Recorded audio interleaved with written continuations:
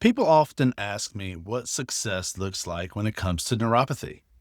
It's not a number, it's not a test result, it's moments.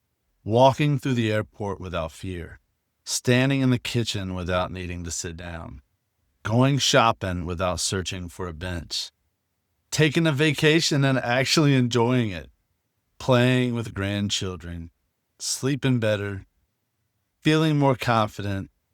Success is when neuropathy stops being the center of your life. I love seeing people realize that they can do more than they thought possible.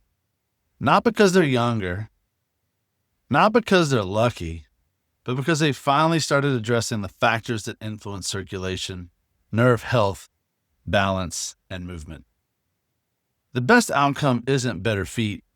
The best outcome is getting your life back. If you're ready to learn what's possible, reach out and let's talk. If you're tired of being told there's nothing you can do, send me the word hope in a message, and I'll show you what's possible.